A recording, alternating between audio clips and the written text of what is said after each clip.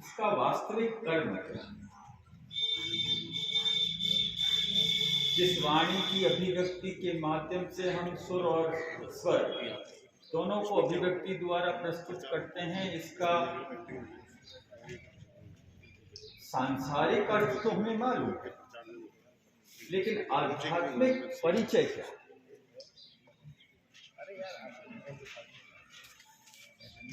आज आपकी उपस्थिति इस बात को कहीं न कहीं शहादत प्रदान भी करती है और इस सूक्ति को चरितार्थ भी करती है कि इस चराचर जगत का निर्माण जिस कला से स्वयं नारायण ने किया, उसी का एक मानवीय अंश अपनी कला की कृति से आपको और हमको प्रभावित कर रहा है।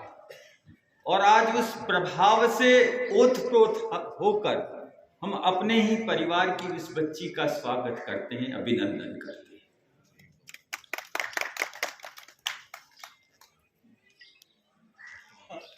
इस सृष्टि को भी एक आकार देने वाले को स्वयं निराकार कहा है।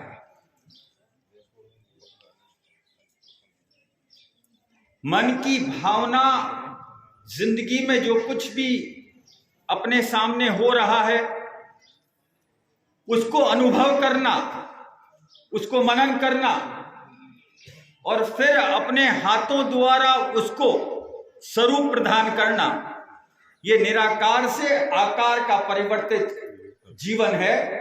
और इस शैली में पारंगतता प्राप्त करना ये किसी सामान्य व्यक्तित्व के बस की बात नहीं।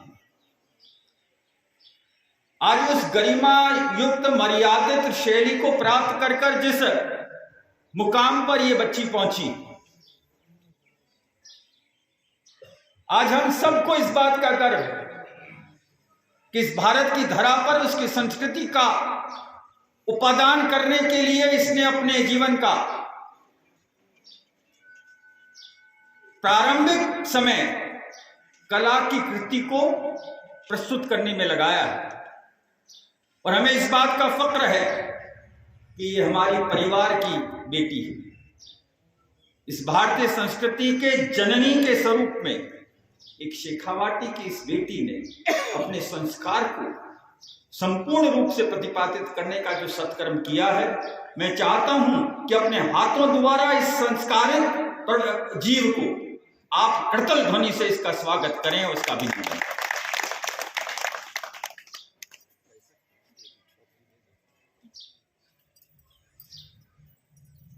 ये मेरा सौभाग्य है कि आज जिस मंच को मैं साझा कर रहा हूं, या तो इस सनातन धर्म में परम पद मिलता है या इस कलयुग में कहीं न कहीं पदम मिलता है। और अगर पदम में भी श्री का अगर निवेश हो जाए तो ऐसे, वैसे तो हुक्म आप जिस समाज में आपका अवतीर्ण हुआ है उसको परम पद तो नारायण से मिला। भारतीय सामाजिक व्यवस्था में जिस पद पर आप हैं उस पर कोई भौतिक अलंकरण सुशोभित नहीं हो सकता, लेकिन आपने अपने जीवन की कला में एक अन्नदाता के स्वरूप में अपने परिश्रम को प्रकट किया है। उसका प्रकटीकरण का ये परिवर्तित जो स्वरूप है, उस पराक्रम को हम नमस्कार करते हैं। और आपके अन्नदाता के स्वरूप में इस धरा पर जब आप जैविक ज्ञान के विज्ञान से अन्न का उत्कृष्ट परिपादन करते हैं,